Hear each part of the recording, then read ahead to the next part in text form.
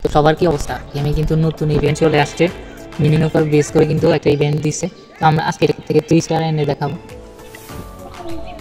প্রথমত আমরা কুইনকে ছেড়ে তার অ্যাবিলিটি দিয়ে দিব। এরপরে ভাঙ্গা স্পেল আমরা এখানে 3টা ডিপ্লয় করব। এরপরে আমাদের যে বুড়ো আছে ওইটাকে ছেড়ে আমরা অ্যাবিলিটি দিয়ে দিব। এরপর আমরা হিল করার জন্য হিলিংটা দিয়ে দিব।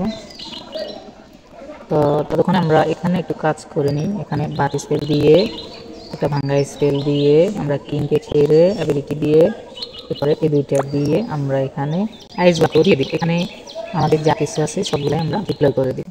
দেখতে পাচ্ছেন এগুলো কিন্তু খুব সহজেই কিন্তু আমাদের টেক ডাউন করে ফেলছে সবগুলো।